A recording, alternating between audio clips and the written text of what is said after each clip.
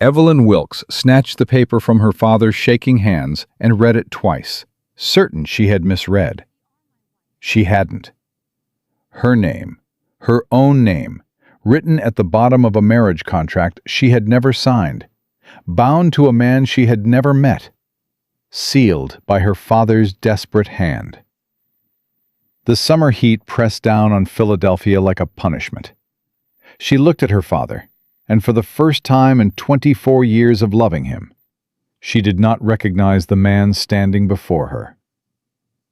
If this story already has your heart pounding, you are exactly where you need to be. Subscribe to this channel so you don't miss a single moment of Evelyn's journey. And drop your city in the comments below. I want to see how far this story has traveled. Evelyn Wilkes had been smiling for 3 hours, and her jaw was beginning to ache.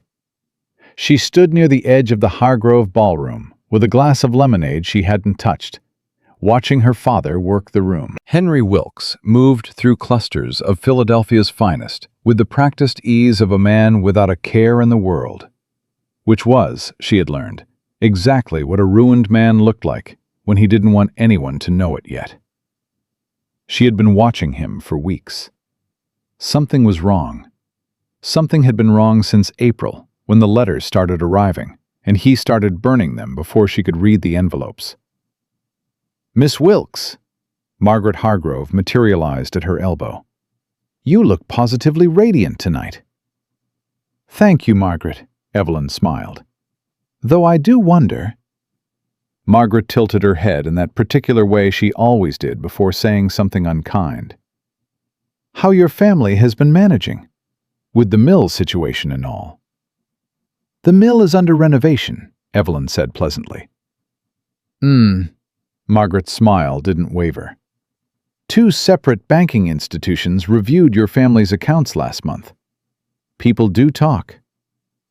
"People always talk," Evelyn said. "It is what they do at parties when they have nothing more interesting to say." Margaret's smile curdled at the edges. She drifted on. Evelyn exhaled and set her lemonade on the nearest tray. Across the room, her father caught her eye. Something passed across his face. Relief, guilt, apology. All at once. All wrong. He began moving toward her with the kind of purpose that told her this was not a social check-in. "Evelyn." He reached her and closed his hand around her arm. "I need a word with you."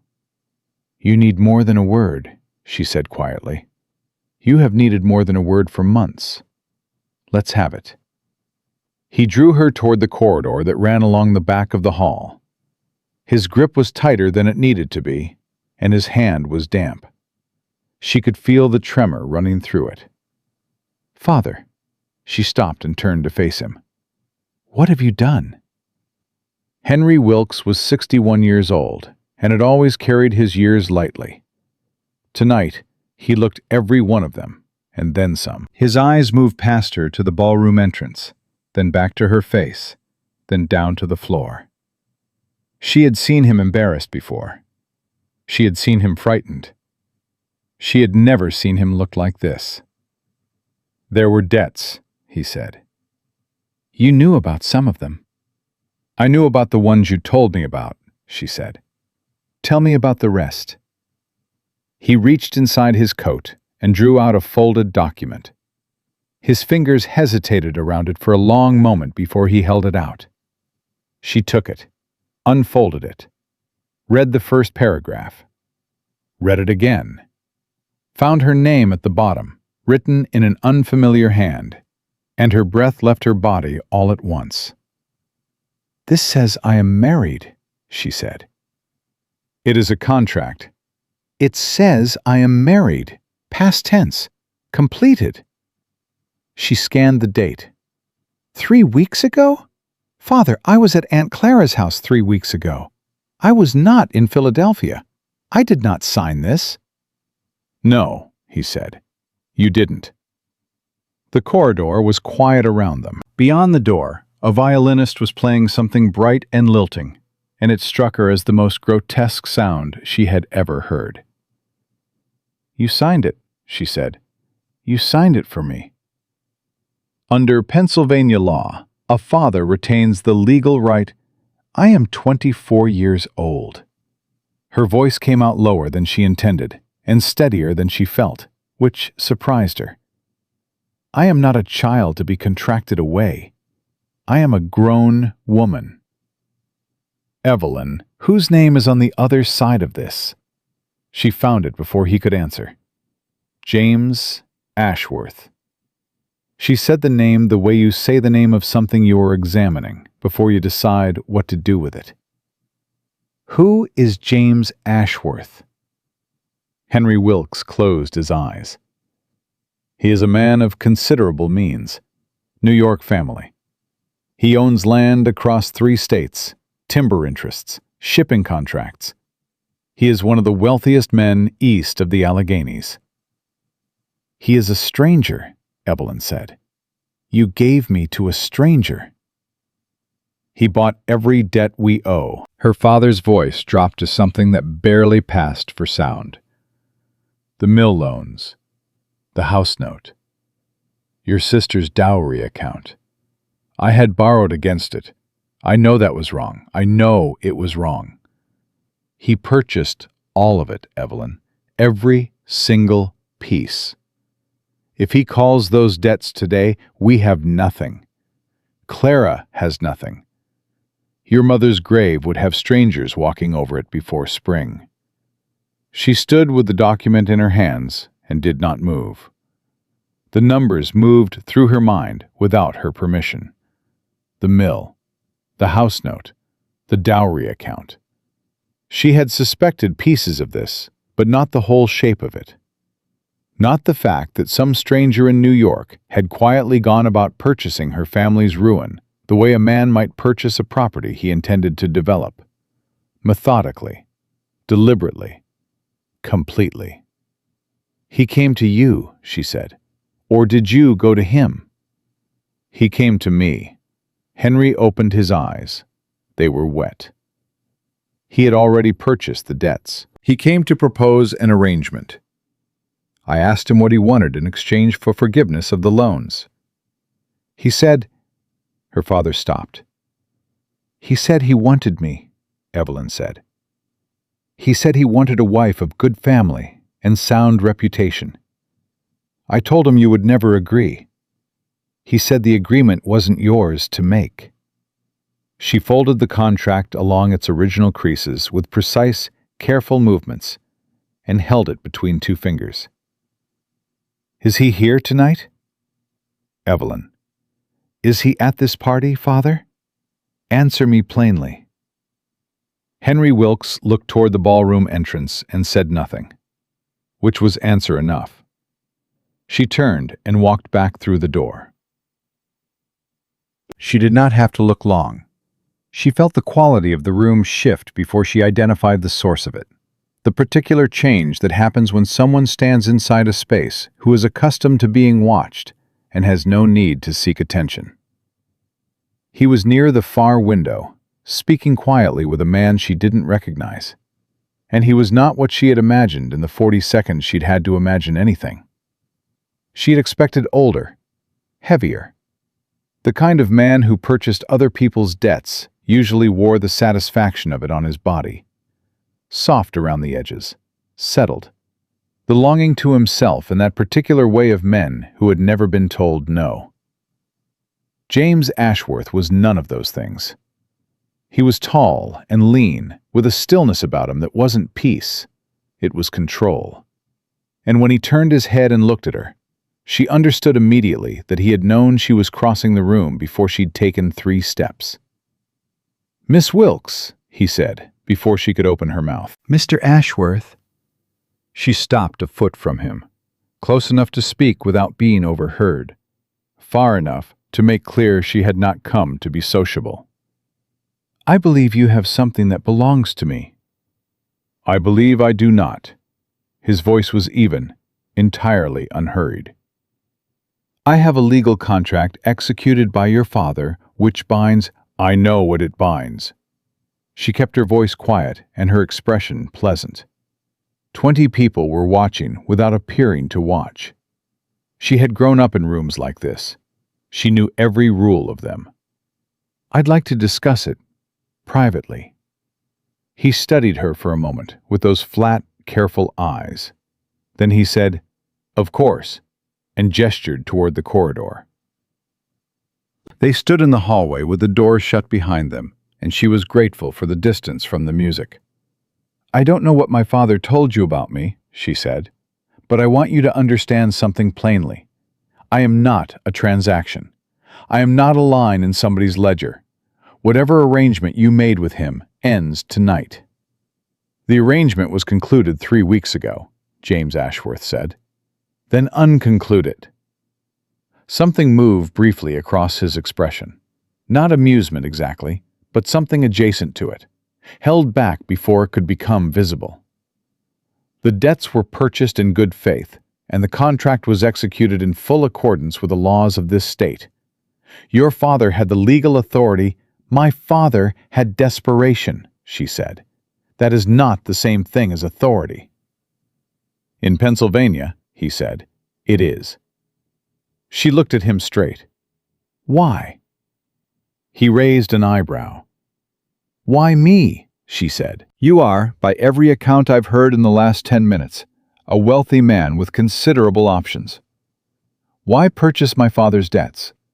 Why attach them to this particular condition? There are women in this city from better families, larger fortunes, who would have agreed to this willingly. Why go to the trouble of arranging it this way?" He was quiet. "I didn't want a woman who agreed willingly," he said at last. That stopped her. "I beg your pardon?" "A woman who agrees willingly to a contract marriage is either desperate or calculating," he said. And he said it without cruelty. The way you state a fact you verified thoroughly. Desperate women are fragile. Calculating women are manageable, but exhausting. Your father told me you would fight. He told me you were intelligent and proud, and would not be easily handled. Those are qualities I find useful in a partnership." "You are not describing a marriage," she said. "You are describing a hostage arrangement. I am describing a practical arrangement between two people, each of whom requires something the other can provide." He held her gaze without flinching. "You require your family's survival. I require a wife of sound reputation and capable mind. The resistance you are showing right now is expected and, frankly, appropriate. But it changes nothing about the legal reality of your situation." She had argued with men before. Not in the physical way. That arena had never been available to her. But with words and precision, and the kind of careful, tactical thinking that women who had to survive on intelligence learned young. She looked at James Ashworth and understood that he had anticipated this conversation. Not this specific one, but this kind, the management of opposition. He was prepared for every angle she could find. "If I take this contract to a lawyer," she said, "and challenge it on grounds of my age and the absence of my consent." "You may do that," he said. "You are not concerned about that." "I am not." He said it simply. "A legal challenge would take months, possibly longer. During those months, I would be under no obligation to continue forbearing on the debts. The house would be liquidated within 60 days. Your sister's dowry account would be dissolved. Your family name, which, whatever you feel about your father tonight, is still your name, would be attached to a public bankruptcy proceeding at the precise moment your sister is of marriageable age." Evelyn said nothing. "I have not come here to threaten you, Miss Wilkes," he said. "I am telling you what is true. The consequences of resistance are not inventions of mine. They are the financial reality of your family's current position." "And if I agree," she said, "what does agreeing look like?" "We marry publicly within 30 days. You relocate to my estate outside of Albany. The debts are forgiven entirely. Your father retains the house. Your sister retains her account and her prospects intact. And I become your property. You become my wife, he said. Those are different things.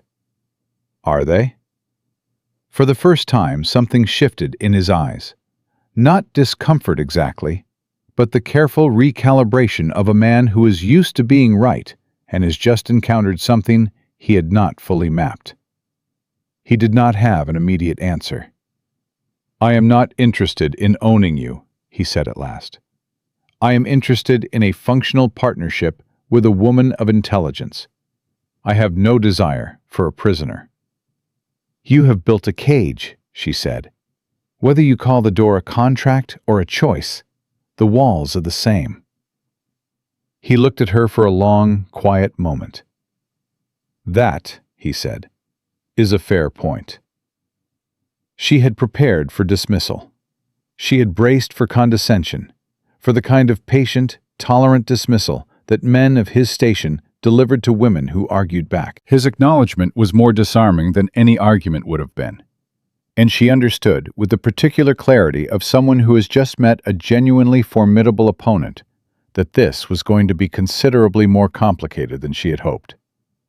I want 30 days, she said. You have 30 days before the debts come due. Use them as you see fit. And in those 30 days, you make no move against my family. He met her eyes. You have my word. I want it in writing. Something that might have been a smile on another man's face moved across his expression and was gone. I will have it drawn up by tomorrow morning. She took one breath and then another. I don't know what you think you purchased when you bought my father's debts, she said. But I want to be clear about one thing before we conclude this conversation. If I do agree to this arrangement, and I have not agreed, I am simply clarifying terms. It will not be the kind of agreement you made with my father. I will not be managed. I will not be made useful in the way you have described. I am not an asset in your ledger. If there is to be a partnership between us, it will be a partnership between equals, or it will be nothing at all. He was quiet for a moment that stretched long enough to matter. That, James Ashworth said, is also a fair point. She turned and walked back through the door, her spine straight and her hands shaking where no one could see them. She found her father near the far end of the room and stood beside him without looking at him. Henry Wilkes turned to her with the expression of a man waiting for a verdict. Go home, she said. Tell Clara nothing tonight. Tell her I'll explain in the morning. Evelyn, go home, father. He went.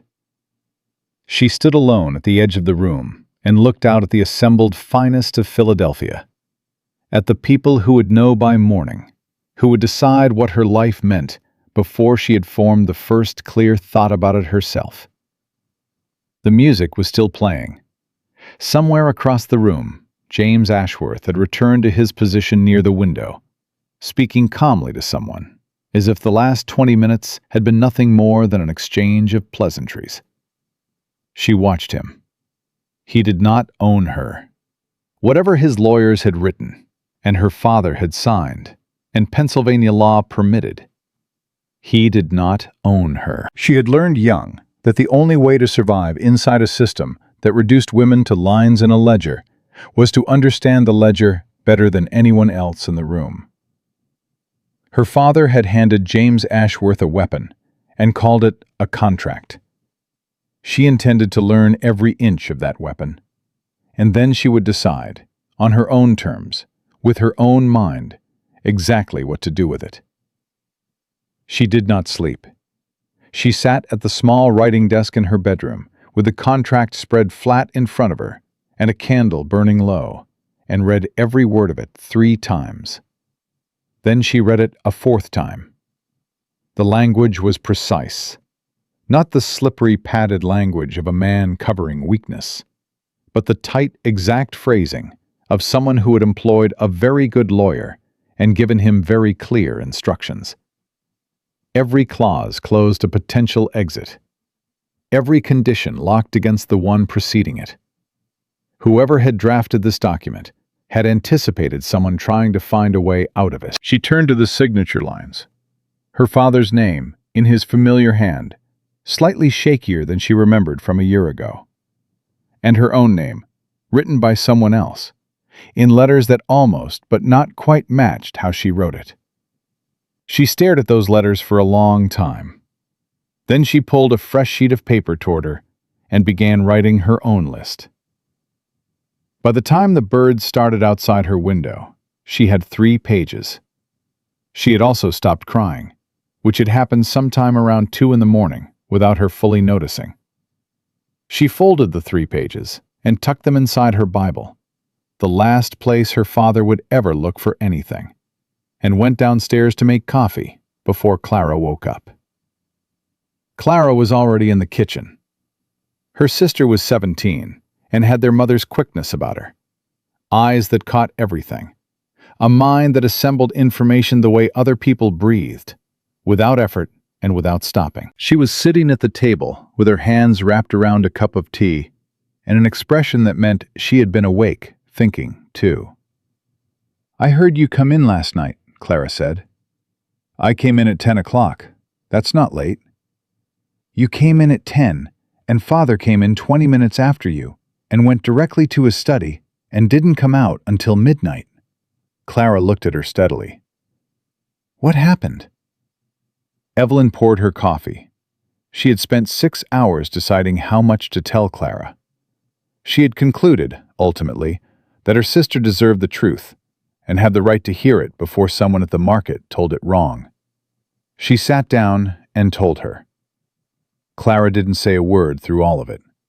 Her hands stayed wrapped around her cup. Her face stayed still. Evelyn had seen Clara cry at sad stories, and laugh at inappropriate moments in church services, and rage at injustices done to people she didn't know. The stillness was worse than any of those. "He signed your name," Clara said when Evelyn finished. "He signed it for me. Under the law, he had the authority." "You were at Aunt Clara's house." He knew that. Clara set down her cup with a careful, controlled movement. "Does he understand," she said, "what he has done to you?" "He understands what he was afraid of losing," Evelyn said. "Whether those are the same thing, I honestly don't know." "And this man, Ashworth." Clara said the name like she was handling something she hadn't decided the nature of yet. "You spoke to him?" "Last night, yes." "And?" Evelyn thought about how to answer that honestly. "He is not what I expected," she said. "He is not kind. But I don't think he is cruel. He is deliberate. He makes decisions with a great deal of calculation and very little feeling. And he is not particularly interested in pretending otherwise." "That is not reassuring." "I didn't say it was." Clara picked up her cup again, turned it in her hands. "What are you going to do?" "I don't know yet," Evelyn said. "But I have a list." The document arrived at 8 o'clock, delivered by a man in plain clothes who handed it to their housekeeper without a word. Evelyn was still at the kitchen table. She broke the seal and read it standing up. It was exactly as she'd requested. 30 days. No action against any Wilkes family debt or property until the 1st of September. His signature at the bottom, clean and unhesitating. She folded it and put it in her pocket. Then she got her hat, told Clara she would be back before noon, and went to find a lawyer. Thomas Harding had been the Wilkes family's attorney since before Evelyn was born. He was a small, neat man with a permanently careful expression, and the habit of looking at documents longer than seemed strictly necessary. She had always liked him, which made the next 20 minutes difficult. She laid the contract on his desk and told him to read it. He read it. Twice. Which was, she noted, exactly what she had done. "Miss Wilkes," he said at last. Tell me what I don't see in it, she said. Tell me where it's weak. He looked at her over his glasses with the expression of a man who wished he had better news. I will be honest with you, he said. This document is sound. It was drafted by someone who knows Pennsylvania law intimately. Your father's authority as your legal parent is established in the first section, which is accurate, I'm sorry to say. The execution date and the witness signatures appear to be in order. Could I challenge it on grounds of my consent not being present? You could file a challenge, he said, but the challenge would almost certainly fail. Your signature was applied by proxy. Legally, under the statute as it stands, that is permissible. A court would look at this and see a valid contract. She sat with that.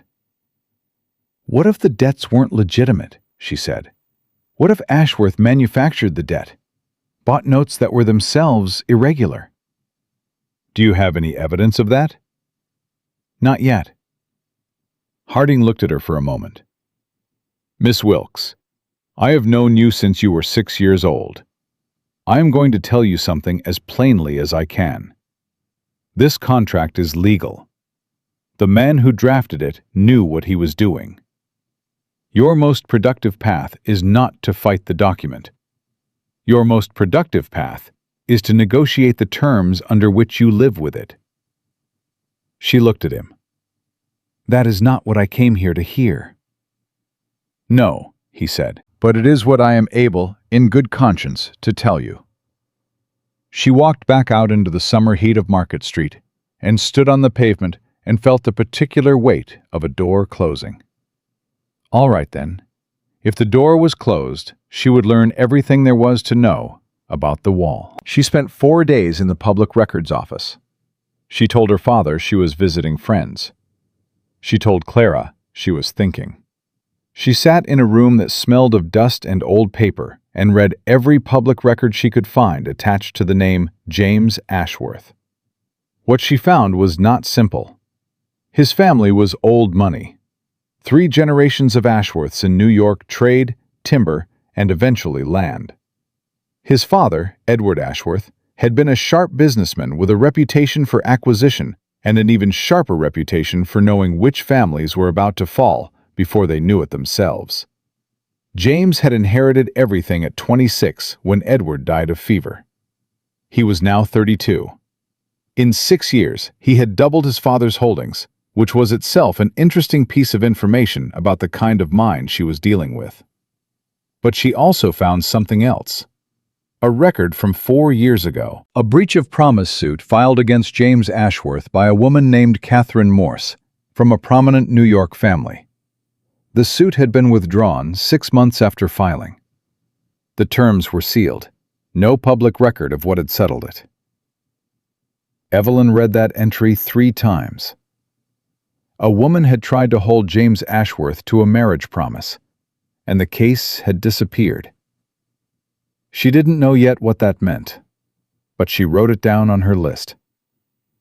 She was on her way out of the office on the 4th day when a man stepped into the doorway from the outside and they nearly collided. James Ashworth looked at the stack of records folders in her arms and said, "I see you've been busy." She did not jump.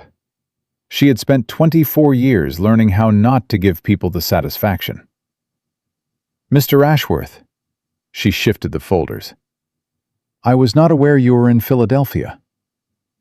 "I have business here periodically," he said. He glanced at the folders. "May I ask what you've been reading?" "Your family's public land records," she said. "Your father's trade contracts. A few court filings from the last decade. And you are either a very good businessman or a very lucky one." "I have found," he said, "that luck tends to find people who prepare for it." She looked at him directly. "There was a suit filed against you in 1806. Catherine Morse." Something changed in his face, fast, contained, gone in under a second, but she had been watching for it. "That is a private matter," he said. It was filed in public court. It was withdrawn. I noticed that, Evelyn said. I noticed that it was withdrawn and that the terms were sealed, which is a specific and deliberate kind of ending. It cost someone money. Either you paid her to withdraw, or she found something that made withdrawing smarter than continuing. She held his gaze. I am not asking you to tell me which one. I am simply letting you know that I do my reading. He was very still. You are thorough, he said. I am trying to understand who I am dealing with, she said. I think that is reasonable. It is, he said. Then you won't object to answering a question? I will answer what I can answer honestly. She shifted the folders to her other arm. Why did you not marry after the Morse suit was withdrawn? That was 4 years ago. You are 32. A man of your position in New York society should have had no difficulty finding a wife. Why wait until now? And why go about it in this particular way?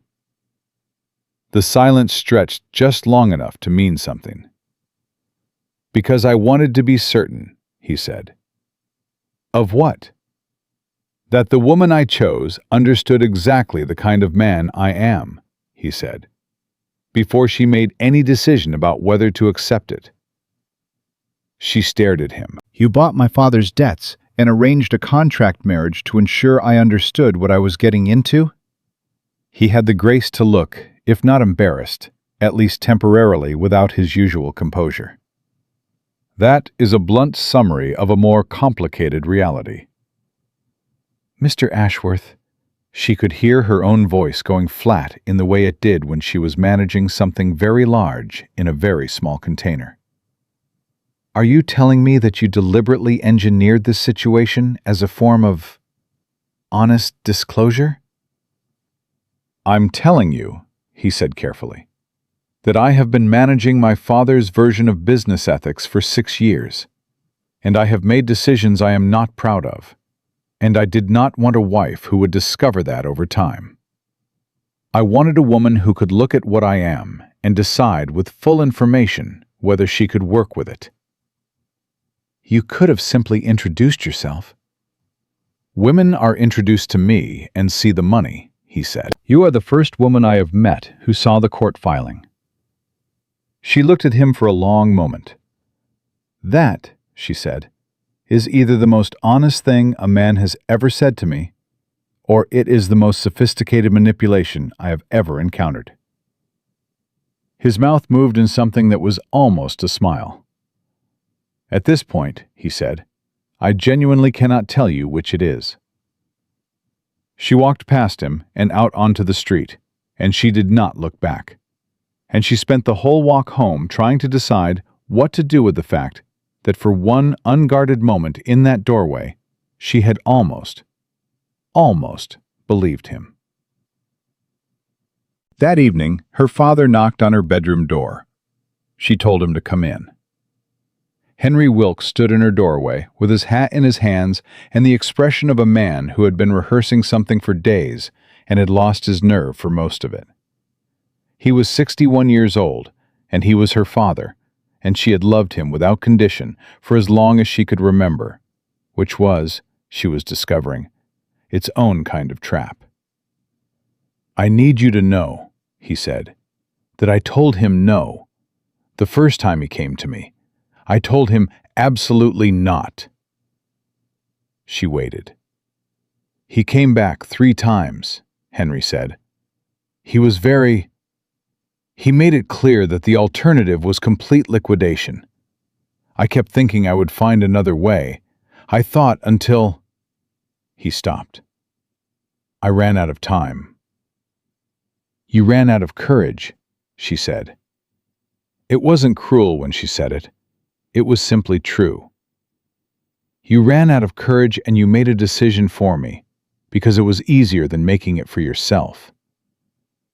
Her father didn't argue. He stood there with his hat and took it. Did he tell you why he wanted me specifically? She said. Or did you simply assume you had found a buyer for the problem? The flinch on his face told her everything.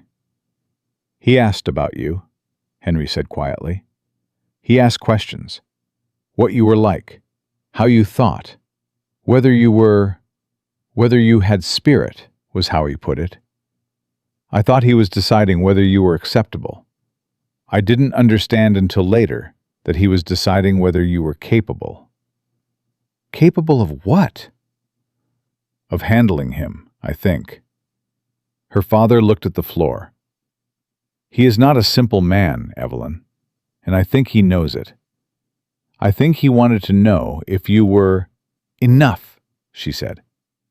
He stopped. She looked at her father, at the man who had put books in her hands before she could read them, and told her that intelligence was the only inheritance worth having, who had built a life on that principle, and then, at the moment of reckoning, had decided that principle was less important than the balance sheet. She understood him. Understanding did not mean forgiving. Not yet. "Go to bed, father," she said. "Evelyn." "I am not going to let the family fall," she said. "I promise you that. But I need you to go to bed and stop explaining yourself to me for tonight. I cannot hold what I am feeling and listen to explanations at the same time." He nodded. He turned to go. "One thing," she said. He stopped. "Did he say anything else? Ashworth, when he came to you? Anything about what he intended?" Henry Wilkes was quiet for a moment. "He said he had been watching your family for 2 years," he said. "He said he chose deliberately, he said you were exactly the kind of woman that this particular arrangement required." She held his gaze. "What kind is that?" "One who wouldn't break," her father said. His words. He left her alone with that. She sat at the edge of her bed in the late summer darkness and pressed her hands flat on her knees to keep them from shaking. 2 years. He had been watching for 2 years. He had built this entire situation around one specific calculation, that she was strong enough to survive it, and perhaps strong enough to do something more than survive it. She didn't know if that made her feel hunted or chosen. She didn't know if those were different things. What she knew, sitting there in the dark, was that she had 26 days left and 3 pages of notes in her Bible. And somewhere across the city, there was a man who thought he understood exactly what she was made of. She had spent 4 days in a records office learning who he was. He had spent 2 years doing the same to her. They were already in a competition. She simply hadn't known the starting gun had fired. She knew now.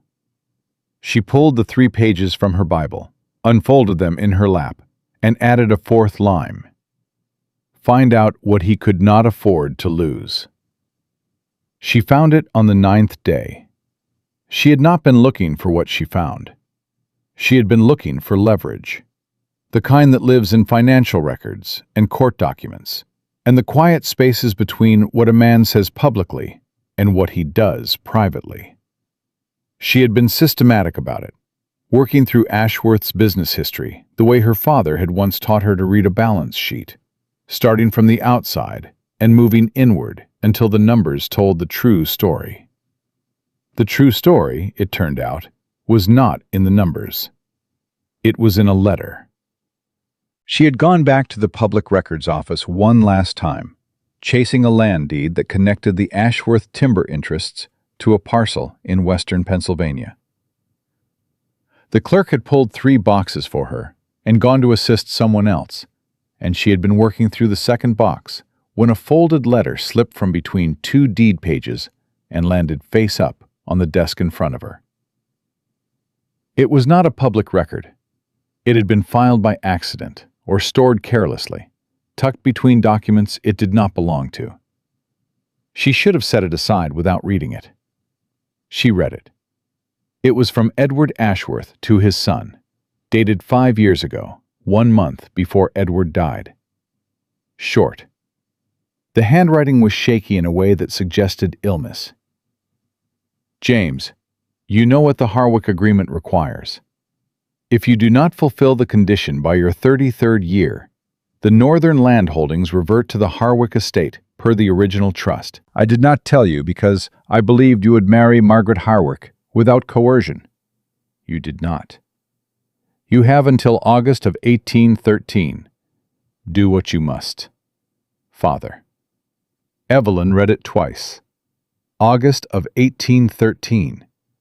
She looked at the date on the folded letter in her hands. She looked at the date on James Ashworth's letter to her father, arranging the purchase of the Wilkes family debts. The letter to her father was dated March of 1813. She sat very still in the records room, with the clerk moving quietly at the other end of the space, and the summer heat pressing against the single window, and she understood, with the slow, spreading clarity of someone who has just seen the whole shape of something for the first time, what she was actually looking at. James Ashworth had not chosen her because she was strong. He had not chosen her because he admired her mind or wanted a capable partner. He had chosen her because he needed a wife before August, and she had been available, and her father had been desperate, and the timing had been convenient.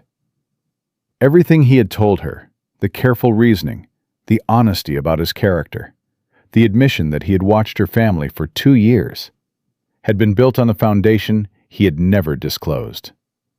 He was under a deadline. He was about to lose land worth more than any debt he had purchased. He had not come to her out of deliberate, considered selection. He had come to her because he was running out of time. She set the letter back between the deed pages exactly where she had found it. She stacked the boxes neatly. She thanked the clerk. She walked out into the street and stood there in the August heat, and felt the particular sensation of the ground shifting under something she had been standing on with some degree of trust. She had been wrong. Not about everything, but about enough. He was at the Carver House dinner that evening. She knew because Clara had mentioned it. The Carvers were mutual acquaintances, summer parties, the ordinary overlap of Philadelphia's social life. She had not been planning to attend. She attended. She waited until after the soup course, when the conversations had settled into their comfortable patterns and the attention of the room had dispersed. And then she crossed to the chair beside James Ashworth and sat down. He looked at her with a controlled composure she was beginning to recognize as his default expression, the one that covered everything else. "Miss Wilkes," he said. "Mr. Ashworth?"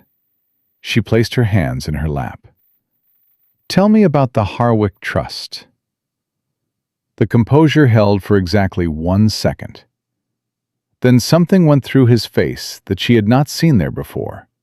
Fast, genuine, and entirely unguarded.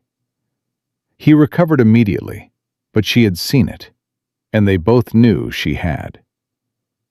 "Where did you hear that name?" he said. "A letter from your father. It was filed with a land deed in the Public Records Office. Probably not intentionally." She kept her voice even. Around them, the dinner party continued its ordinary noise. "He wrote to you about a condition on the northern landholdings. A marriage condition. A deadline of August 1813. She looked at him steadily. "Which is this month." He said nothing. "You needed a wife," she said. "Not me specifically. A wife. By August. And my father's debts were a mechanism, and I was a name attached to them." Still nothing. "Say something," she said. "What would you like me to say?" "Something true would be a start." He was quiet for a long moment. Around them, silverware clinked, and someone laughed at something across the table. He looked at his hands, and then at her. "The Harwick condition was my father's arrangement," he said.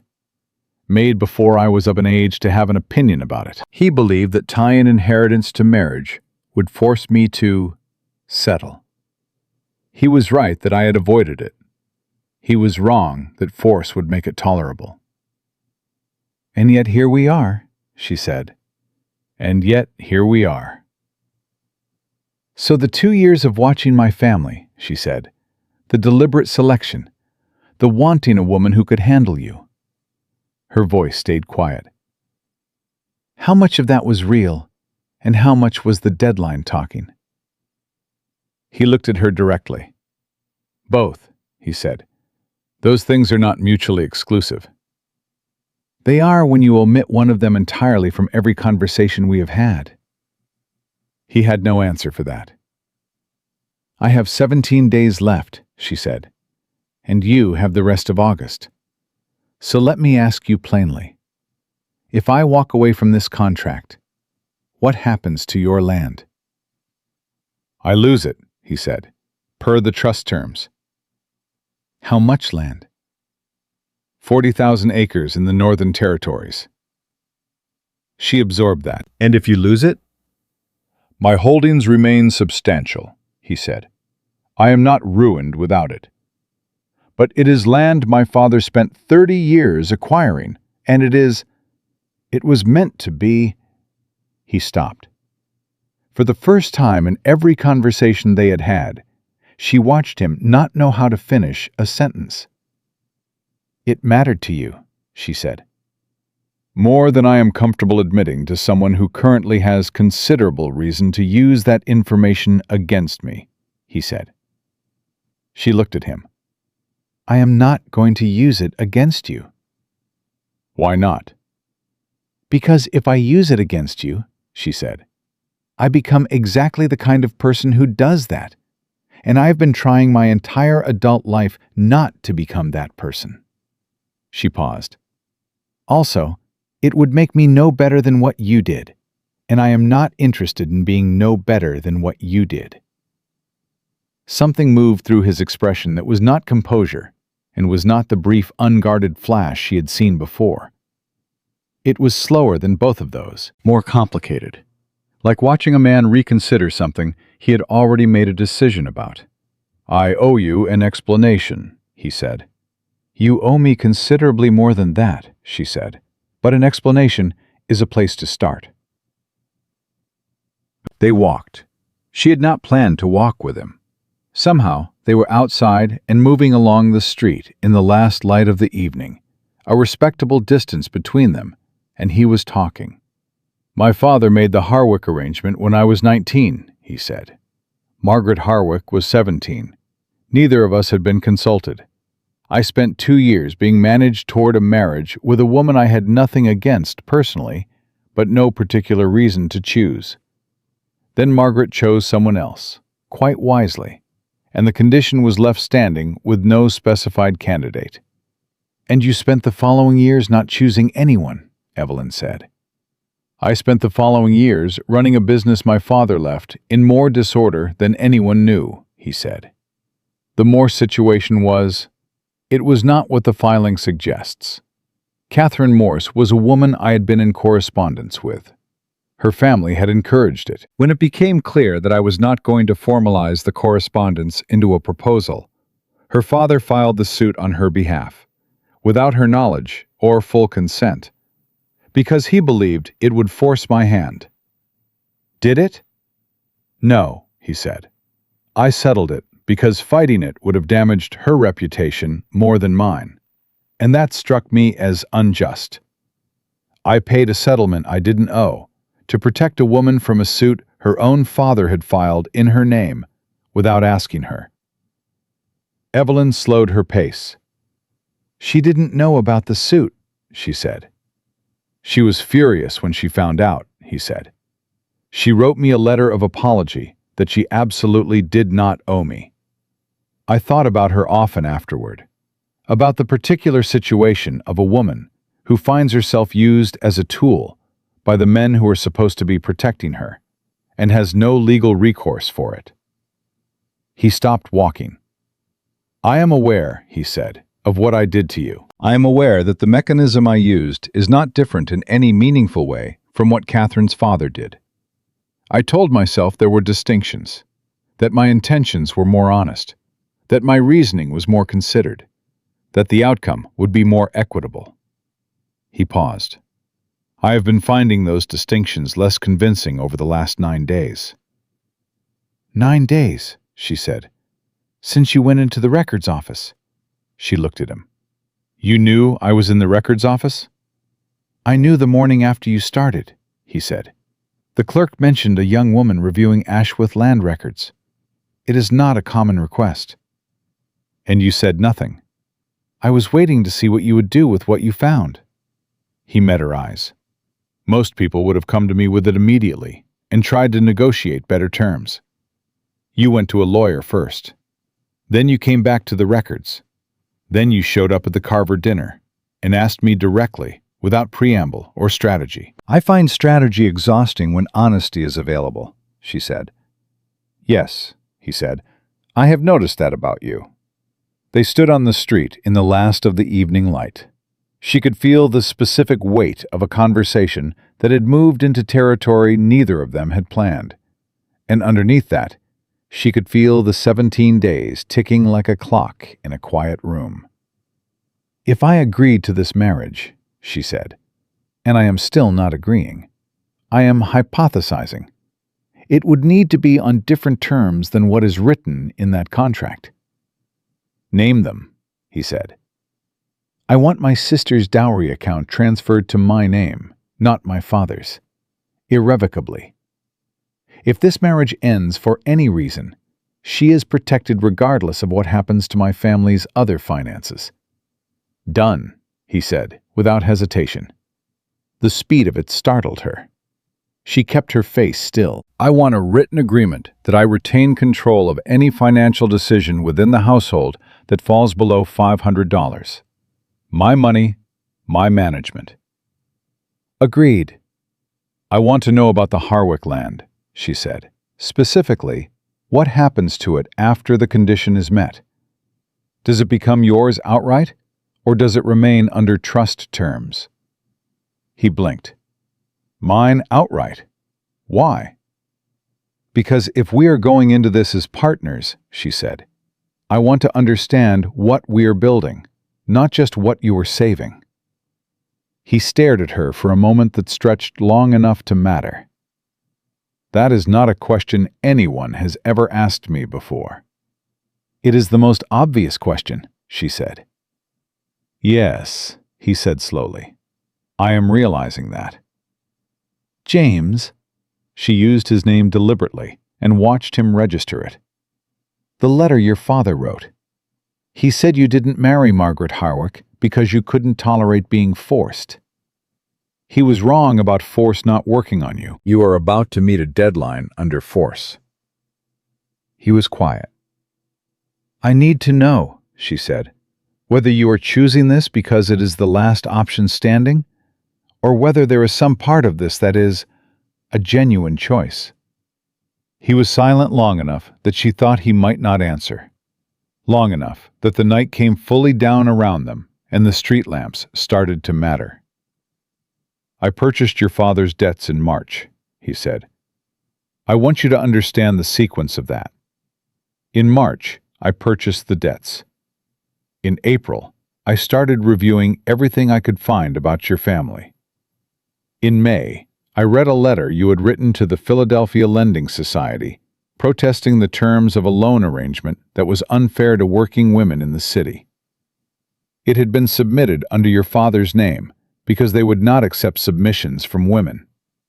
He had submitted it on your behalf. The letter was precise and legally argued, and entirely without sentiment, and it had changed the terms of 2 lending agreements before I found it. She had written that letter. She had forgotten it existed. In June, he said, I decided that the deadline and the decision were the same thing, that if I was going to meet the condition of my father's trust, it was not going to be with just any wife. It was going to be with someone who wrote letters like that. He looked at her. The composure had dropped entirely. She had not seen that happen before, not fully. So yes, he said, there is a deadline. There is also a genuine choice. I am telling you they are both true because you asked me to tell you something true. And I am... I am trying to do that. I am not entirely certain I know how. She stood in the dark street and felt something shift inside her chest. Not softened, not yet, not by a long way. But something that had been one fixed thing became a slightly more complicated thing. And she understood that this moment was a door, and that whatever she said next would determine whether she walked through it or locked it. "I have 17 days," she said. "You have the rest of August.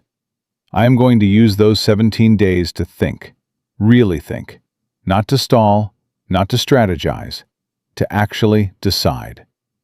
"And if you decide no," he said. "Then I decide no," she said, "and I find another way to protect my family. And you lose your land, and we both live with that." Something crossed his face that might have been fear. She had not expected that. "And if you decide yes?" "Then we draw up a new contract," she said. "One that I sign myself, with my name, in my own hand." He looked at her for a long moment. "I would want that," he said. "I want to be clear about that. Whatever you decide, the original contract was wrong. I want that on record between us." She looked at him, at this man who had built a cage and was now, in the dark, in the street, telling her the bars had never been what he intended. She did not know if she believed him completely. She did not know if believing him completely was the right standard to hold. What she knew was that she had walked into this situation with a list of 4 things. She had answered 3 of them. The 4th, find out what he could not afford to lose, she had answered tonight. What she had not expected was that his answer would include her. "Good night, Mr. Ashworth," she said. "Good night, Miss Wilkes." She walked home alone in the dark, and she did not take out her list, and she did not add anything to it. And she spent the entire walk trying to determine exactly when this had stopped being a problem she was solving and started being something else entirely. She did not have an answer by the time she reached her door, but she had 16 days left. And for the first time since she had read her own name in a stranger's handwriting, she was no longer entirely certain what she wanted those 16 days to prove. She had 12 days left when Clara came home with a bruise on her wrist and a story that didn't hold together. Evelyn noticed the wrist first. The way Clara kept her left hand in her lap at dinner, angled slightly inward. The way she reached for her water glass with her right hand only. She noticed the story second.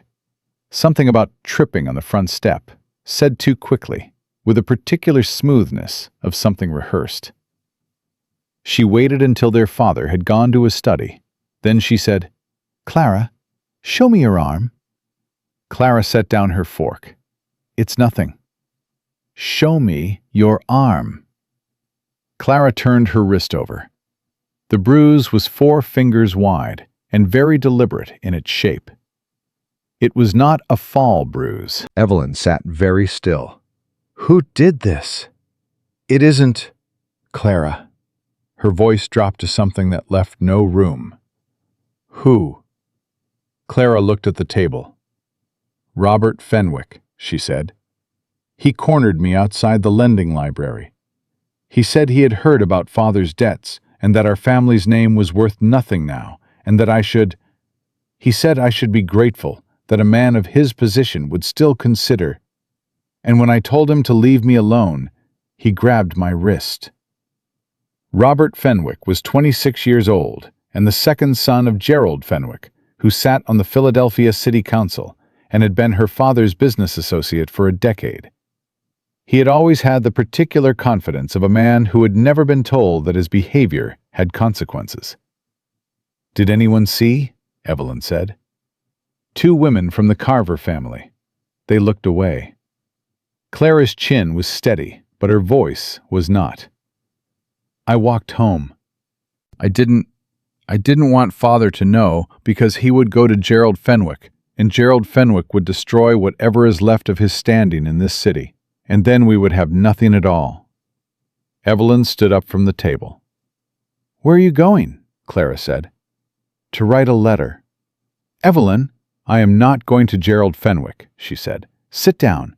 Eat your dinner. Don't tell father." She went upstairs and wrote a letter to James Ashworth. She told him exactly what had happened, exactly what Robert Fenwick had done, and exactly one thing that she needed. She sealed it and sent it with their housekeeper before she could second-guess herself. Then she came back downstairs and sat with her sister and did not tell her what she had done, because she was not certain yet whether she had done the right thing. And she had learned long ago that uncertainty expressed aloud had a way of becoming the thing you were afraid of. James Ashworth's response arrived the next morning before 8 o'clock. "It is handled.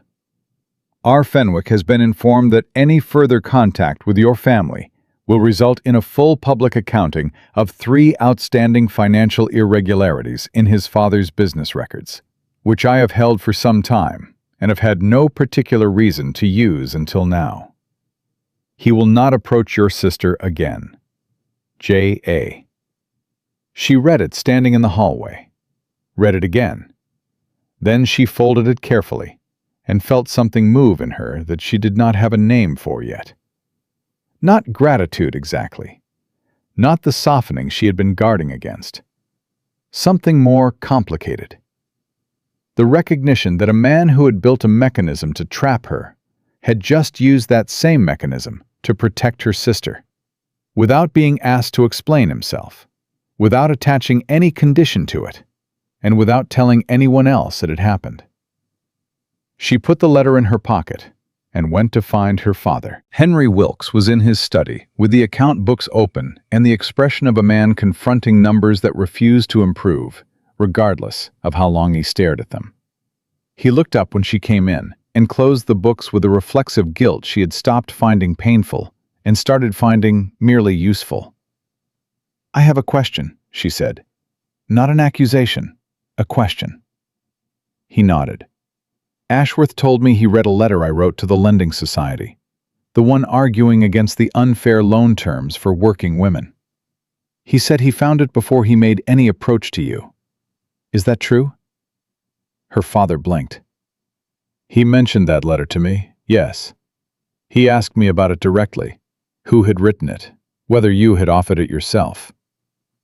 "And you told him?" "I told him you had written every word and that I had submitted it under my name because they wouldn't accept it otherwise, and that you had not spoken to me for 3 days when you found out they had printed it under my name instead of acknowledging the true author."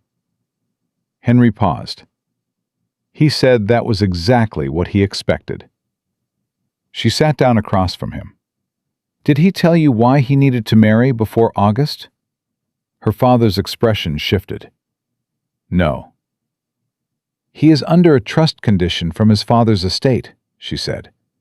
40,000 acres of northern land revert to another family if he is not married by the end of this month.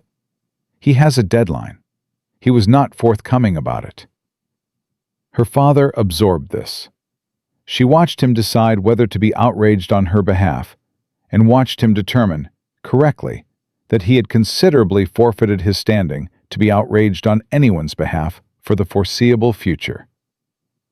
"Does that change your thinking?" he said carefully. "It changes the shape of what I'm thinking about," she said. "I need to know one more thing from you. When he asked about me, the 2 years you said he was watching our family, was there anything else? Anything you didn't tell me?" Henry Wilkes was quiet for a moment too long. "Father." "He sent someone," Henry said. "A man who asked questions around the neighborhood. What kind of person you were. How you handled yourself. Whether you were... He asked specifically whether you were the kind of woman who would fight a wrong thing, even when fighting it was costly to you personally." "And the people in this neighborhood said?" "They said yes." Henry looked at her with something that was sorrow and pride in equal, uncomfortable measure. "Every single one of them said yes." She stood up. All right, she said. Evelyn, I'm not angry with you today, she said.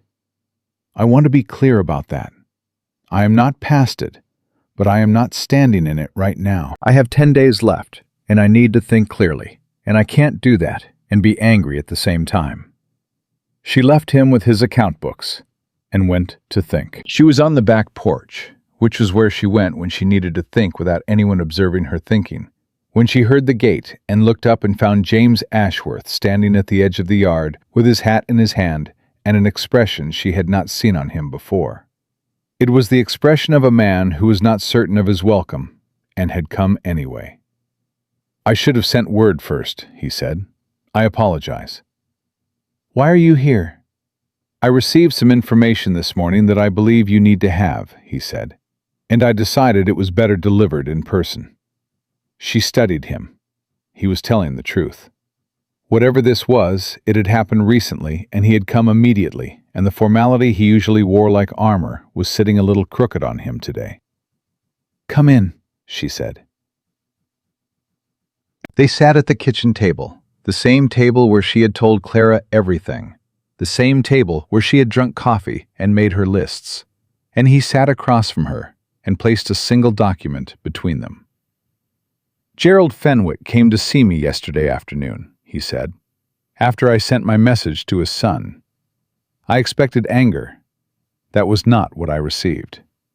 She looked at the document. What is this? Gerald Fenwick has been holding a note against your family's property, James said.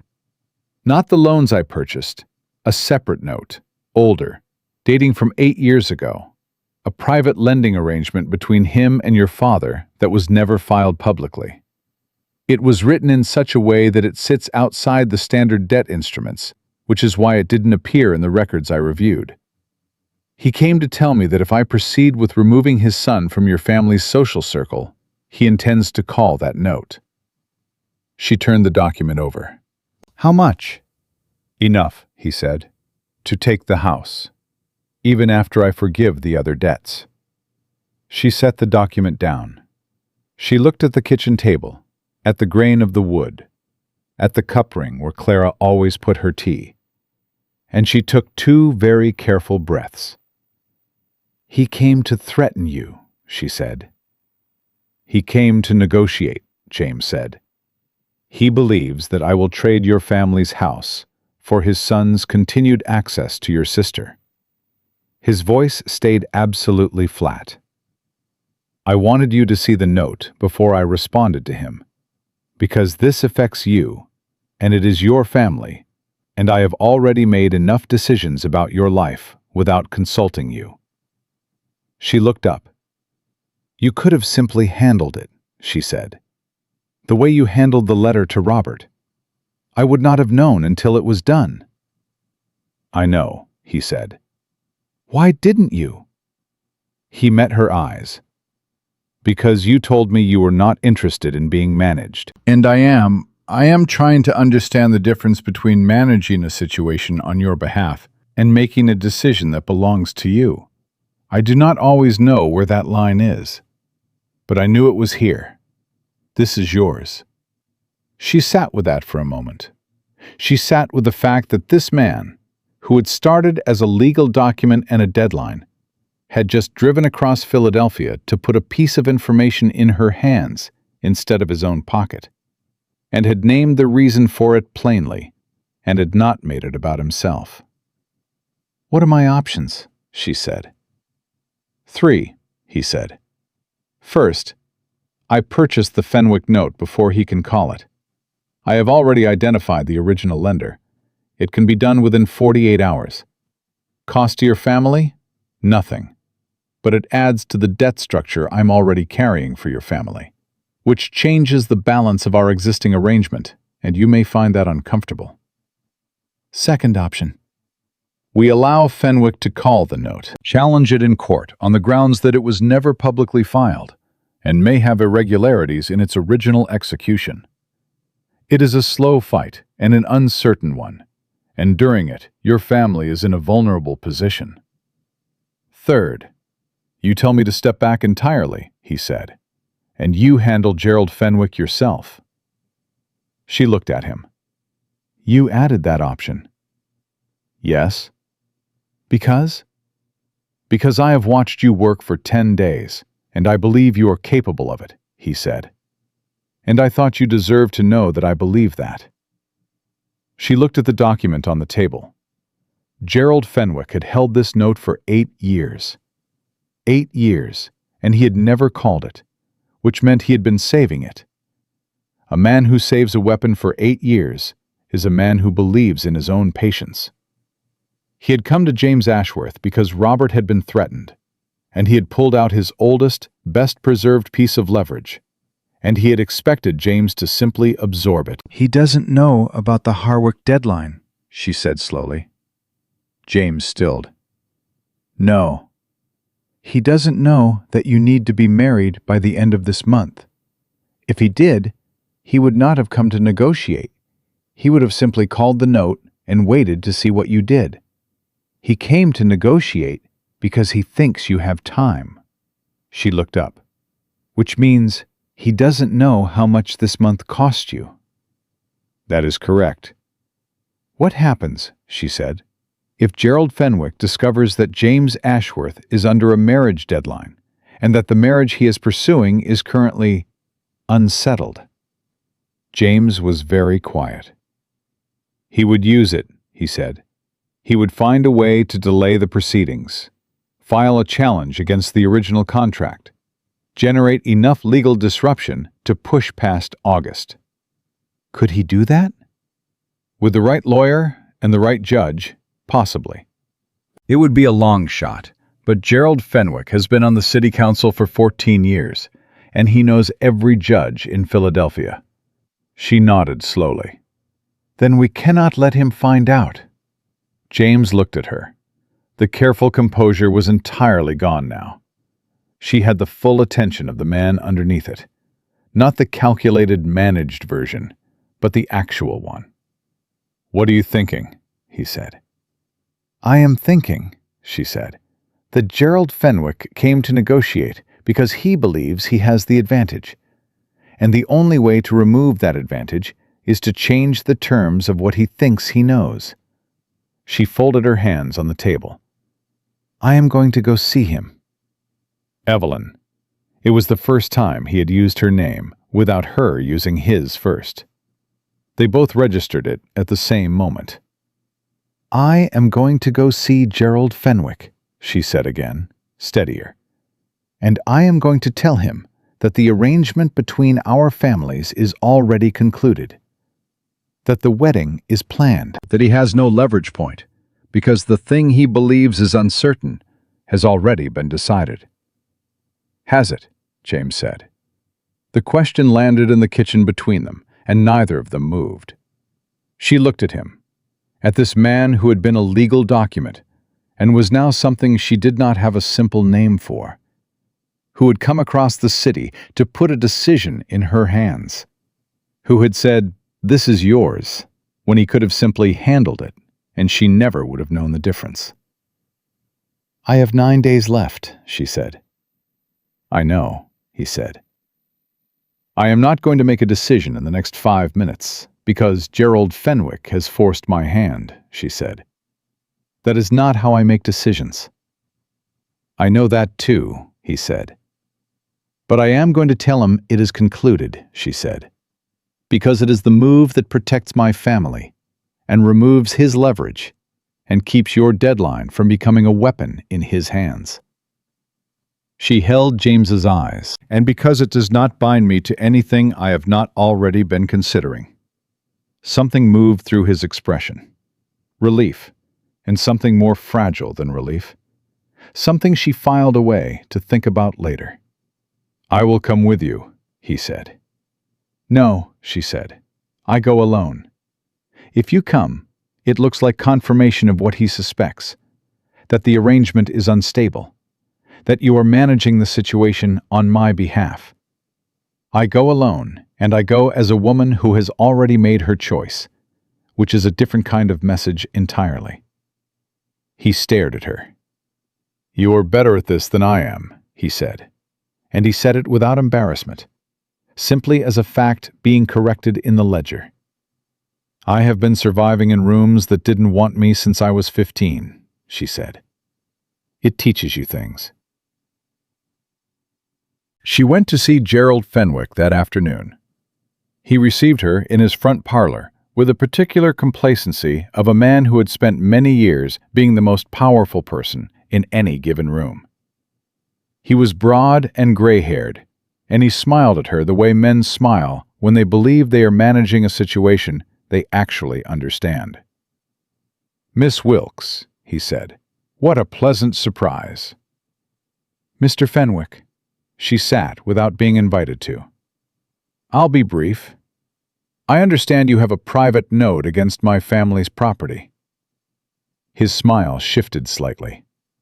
"I have a legal instrument. You have a note," she said.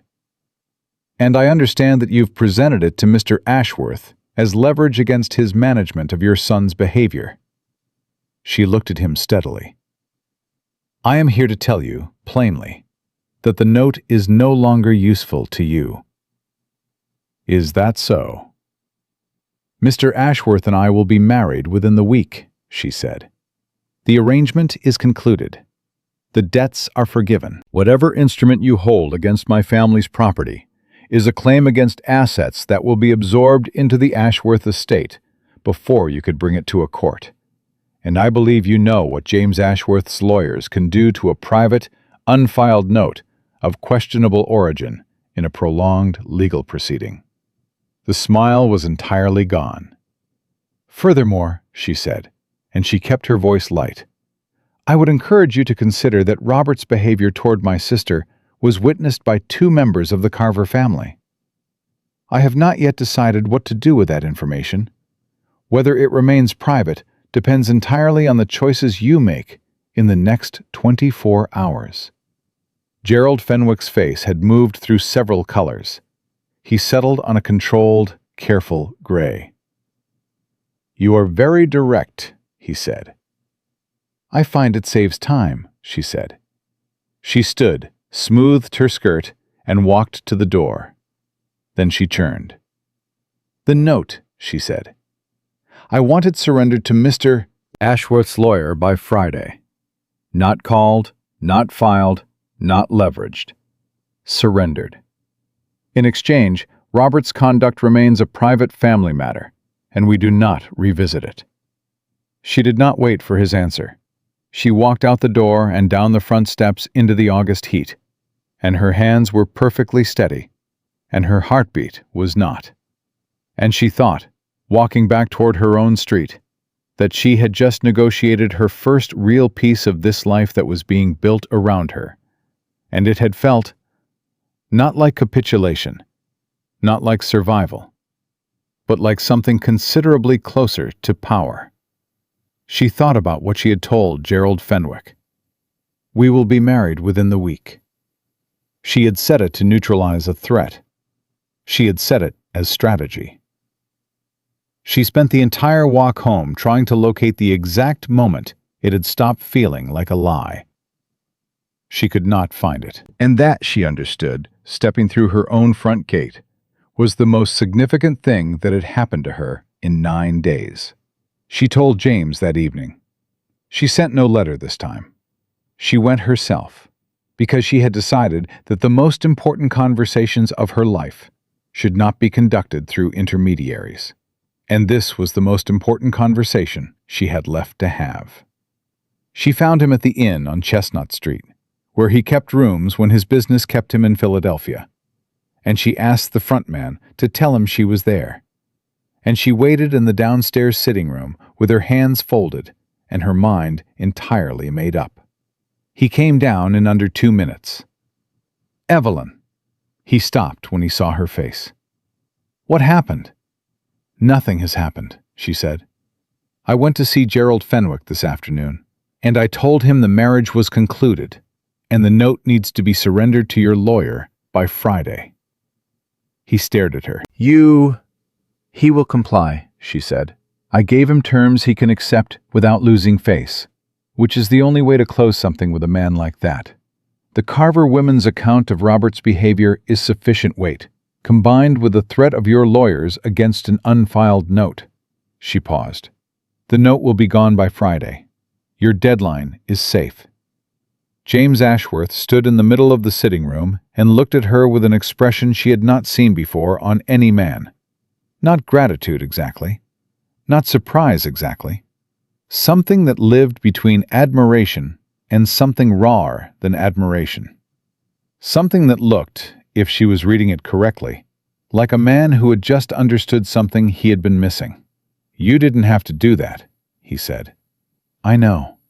You did it before we had concluded anything between us. I know that too, she said. He was quiet. Why? He said. She held his eyes. Because Gerald Fenwick is a bully who has been waiting 8 years to use a piece of paper against my family. And I am not willing to let bullies win on my watch. And because... She stopped, found the honest version. Because it needed doing, and I was the right person to do it, and I did not want to spend the rest of my life wondering whether I had let something important slip, because I was still deciding. Still deciding, he said carefully. About Fenwick. About everything, she said. The sitting room was quiet around them. I told him we would be married within the week, she said. I said it to close the conversation. But when I was walking home, I realized I had said it, and it had not felt like a falsehood. And I have been trying for 2 hours to understand exactly what that means. James sat down. He sat down the way a man sits when his legs have made a decision before his mind is caught up. He looked at the floor, then at her. Evelyn, he said, I want to say something, and I need you to let me finish it before you respond. She sat down across from him. All right. When I built this arrangement, I told myself I was being practical, he said. The deadline was real. The financial logic was sound. I had selected carefully, and my reasons were legitimate. I believed all of that. He stopped. What I did not account for was the specific experience of watching you work, of reading everything you had written and then watching you in person and finding that the person matched what she had written, which does not happen as often as it should, of being corrected by you in ways I needed to be corrected, and, he stopped again, of sitting across from you in kitchens and doorways and the backs of parties and finding that it was the part of my day I was thinking about before it happened. She did not move. I am not saying this to influence your decision, he said. I am saying it because you have been honest with me at every point, including points where honesty cost you something, and I owe you the same thing. The deadline exists. The practicality exists. And this, he looked at her directly, this also exists. And I would rather tell you plainly and have you decide with complete information than manage what I say and have you wonder later what I kept back. The room was very quiet. That, she said, is the most honest thing you have ever said to me. I know, he said. I have been practicing. Something moved in her chest, a sudden, almost unwilling warmth that pushed against everything she had been maintaining. All the careful distance, all the strategic assessment. And she understood that she had known this was coming for several days and had been refusing to look directly at it. James, she said. He looked up. I am going to marry you, she said. Not because of the deadline. Not because of my family's debts. Not because Gerald Fenwick has forced my hand, or because the law has left me no options. She held his eyes steadily. I am going to marry you because I have spent 9 days learning who you are. And who you are is someone I can respect. And respect is the only foundation I have ever been willing to build anything on. He was absolutely still. I am not telling you I love you, she said. I am telling you I am choosing you, deliberately and with full information and in my own time. and I need you to understand the difference between those things." "I understand the difference," he said quietly. "And the terms we discussed still stand," she said. "Clara's account in my name, household financial authority, a new contract, signed by me, in my own hand." "All of it," he said. "Every term." She took one breath. "Then we have an agreement." He looked at her across the small distance between their chairs, and there was something on his face that she thought she could spend a long time learning to read correctly. She was, she realized, not opposed to that. "Within the week," she said. "Within the week," he agreed. She told her father that night. Henry Wilkes sat in his study chair and pressed his hand over his mouth, and his eyes went wet. And she let him have the moment without commentary, because some things deserve to be felt without correction. When he could speak, he said, "Are you certain?" "I am certain," she said. "Not because of the debts." "Not because of the debts." He nodded. He looked at the floor. "I am sorry," he said. "I am sorry that I put you in a position where I made it so complicated. You deserve to come to this freely." "I did come to it freely," she said. "It took 9 days longer than you planned, but I came to it freely." She let him hold that. Then she stood and said, "Get the account books out in the morning. We need to go through them together. All of them this time, not the ones you want me to see. All of them. If I am going to be part of this family's financial rebuilding, I need to know the full shape of what we are rebuilding from." Henry looked at her with something that was humility and relief in equal measure. "All of them," he said. "I promise." She went to tell Clara. Clara was sitting on her bed reading when Evelyn came in and sat beside her. She told her sister the same way she had told her everything, directly, completely, without softening the parts that needed to be felt clearly. Clara listened.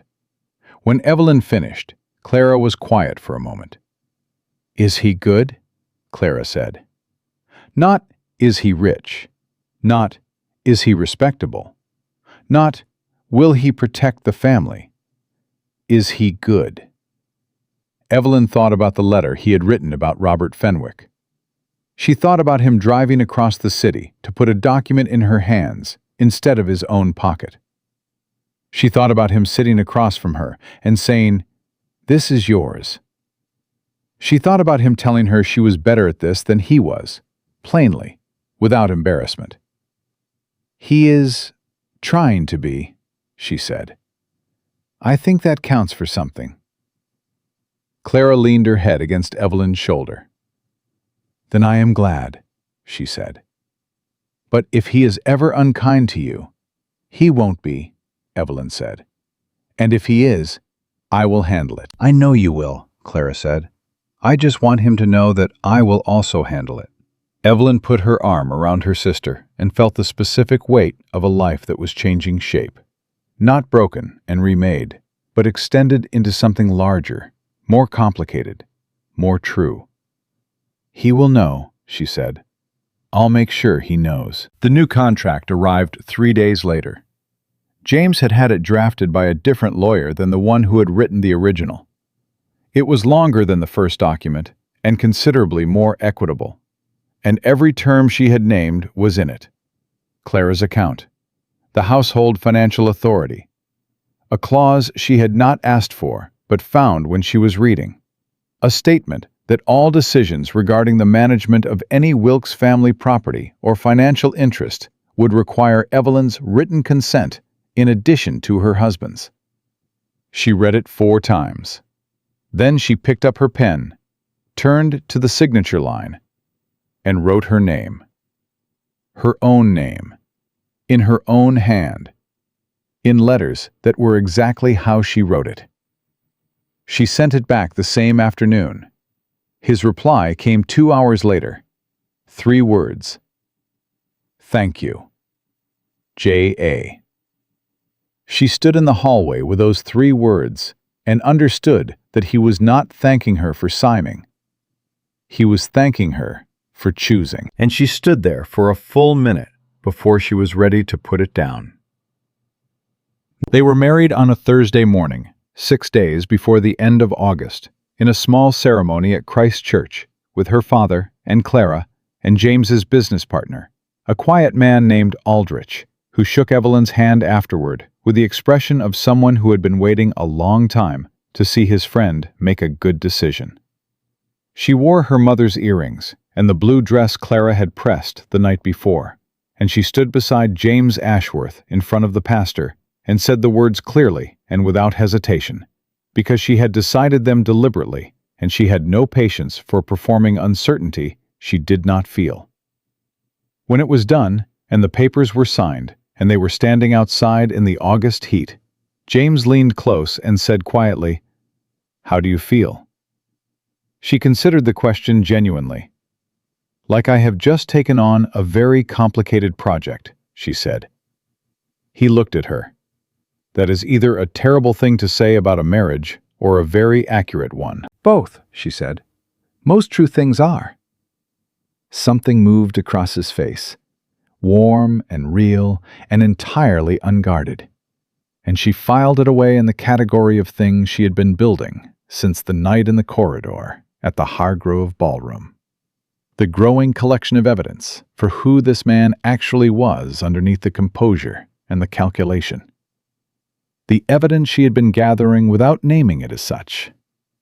She was naming it now. They arrived in Albany 11 days later. The estate was larger than she had imagined, though she had tried not to imagine it, because imagining had felt like conceding something she wanted to concede on her own schedule.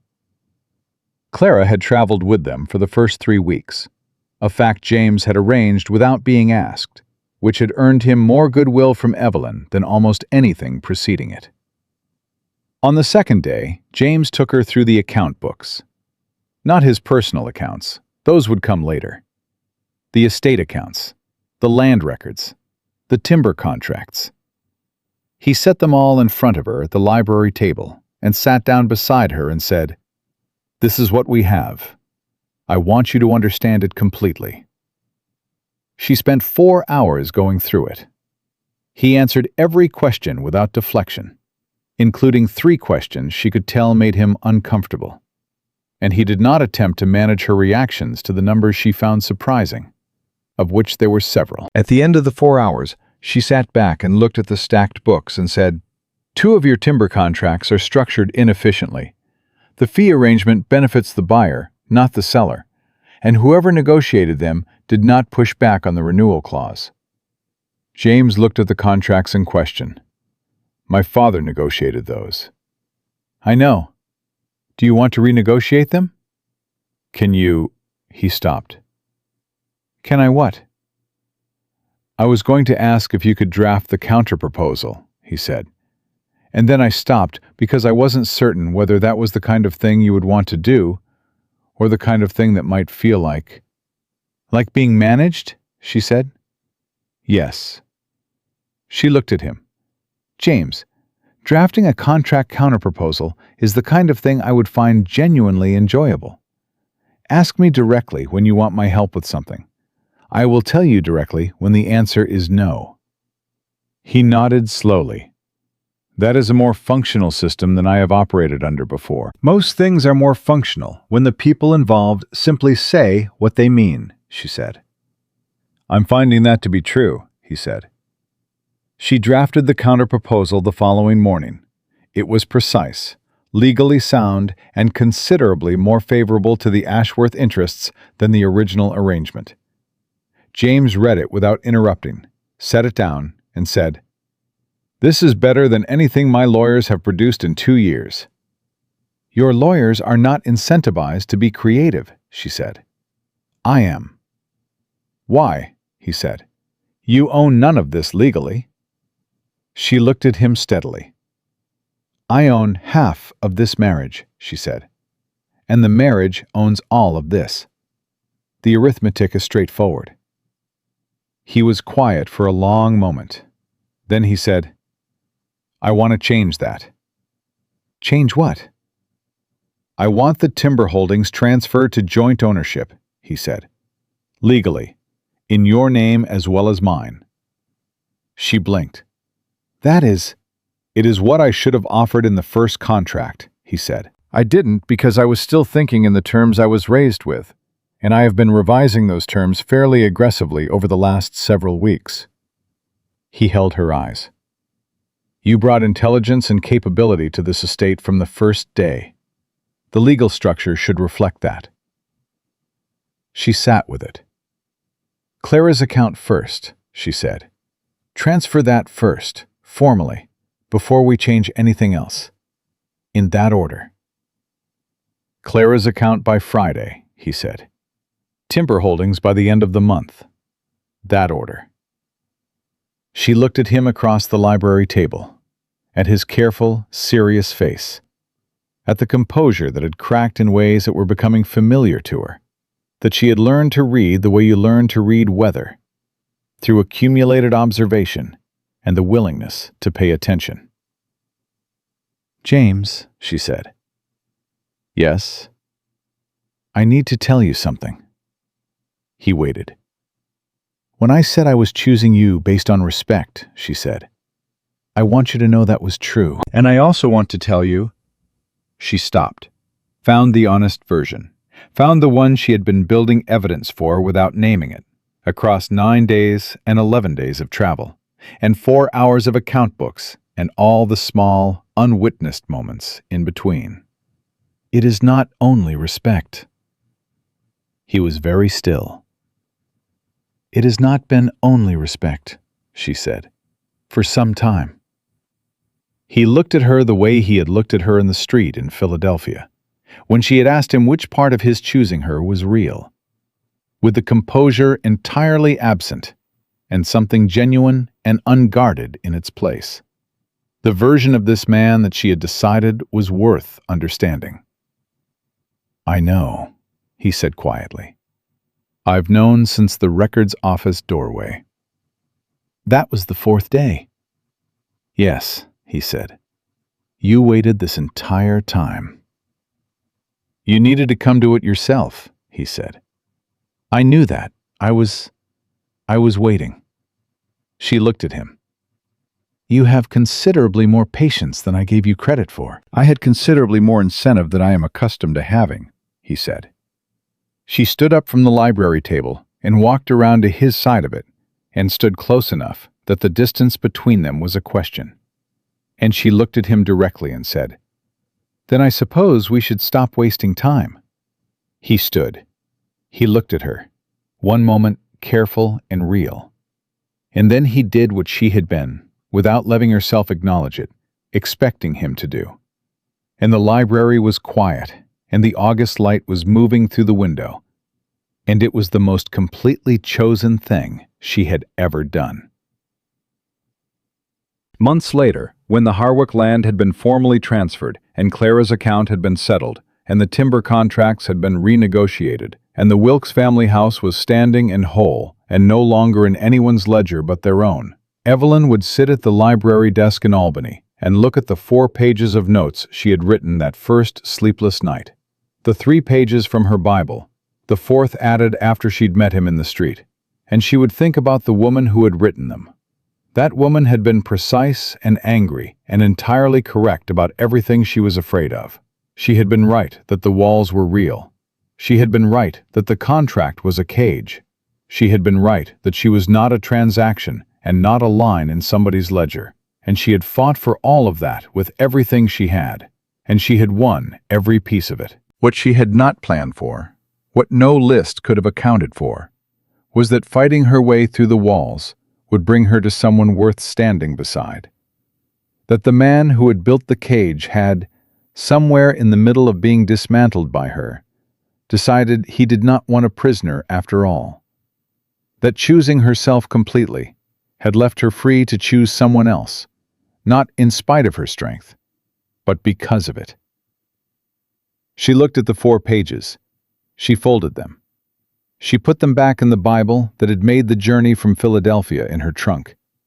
Not as evidence, not as a record of what she had survived, as a reminder of where she had started and what she had decided, and the fact that she had decided it herself.